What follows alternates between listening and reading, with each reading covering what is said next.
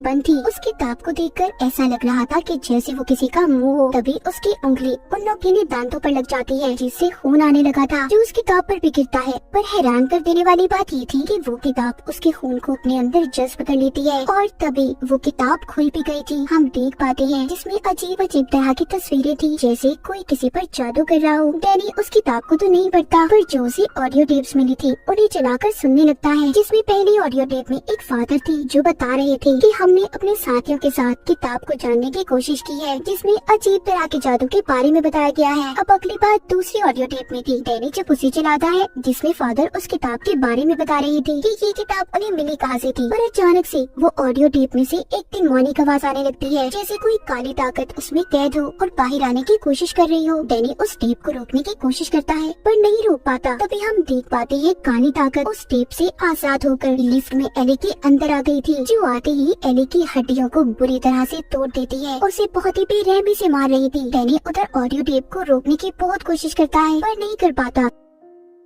इतने में उनके घर की लाइट भी चली जाती है और किताब के सफ़े भी खुद ब खुद पलटने लगे थे। एली की बड़ी बेटी जब लाइट को चेक करती है तो हर तरफ लाइट थी सिवाय उनके घर के। इसका मतलब जो कुछ भी गलत हो रहा था वो सिर्फ इन्हीं के घर में था। थोड़ी देर बाद एली अपने घर वापस आ जाती है जो दिखने में थोड़ी ठीक लग रही थी और वो चलकर अपने घर आई थी। मगर थोड़ी देर पहले हमने देखा था कि जो भी काली ताकत उसके अंदर थी उसने एली की हड्डियों को तोड़ दिया था। मगर अब एली बिल्कुल ठीक चल पा रही थी और किचन में जाकर अंडे पकाने लगती है। जब उसके पास उसकी बहन आती है और उसे बुलाती है तो तभी वो उल्टियाँ करती है और अजीब सा बर्ताव करने लगी थी। एली जब थोड़ा सा अपने होश के अंदर आती है तो वो सिर्फ इतना कहती है वो मेरे अंदर है, उसे मेरे बच्चों को कोई नुकसान मत पहुंचाने देना। इतना कहकर वो बेहोश हो गई थी। वो नीचे गिर जाती है। एली की बहन और उसके बच्चे उसे हॉस्पिटल ले जाने लगते हैं पर सब लिफ्ट में जाने से डर रहे थे और सिलसिले की वजह से सीढ़ियाँ भी टूट चुकी थी। खैर ये सब मिलकर एली को कमरे में लिटा देते हैं। अब उधर इनके पड़ोस का वही लड़का जिससे एली ने अपने बच्चों को ढूंढने के लिए मदद मांगी थी वो एली की आंखों को बंद करता है मगर वो दोबारा खुल जाती हैं। वो फिर बंद करता है वो फिर से खुल जाती हैं। ये सभी मिलकर एली के लिए प्रेयर करते हैं क्योंकि इन्हें लग रहा था कि वो मरने वाली है। तभी उसके पास उसकी बहन बैठती है और उसे ये बताने लगती है कि वो उसे कितना प्यार करती है। तभी बेक की फोन पर बेल बजती है जो कॉल किसी और की नहीं बल्कि एली की थी जो अपनी बहन से ये कह रही थी कि उसका जिस्म जल रहा है, उसे कोई बचाए। और तभी वो जिंदा होकर बैठ जाती है। जब बेक अपनी बहन के जिस्म को हाथ लगाती है तो वाकई उसका जिस्म गर्म था। ऐसा लग रहा था कि जैसे उसका जिस्म आग में जल रहा हो। तभी बेथ उसे बाथटब में ले जाती है। तभी अचानक से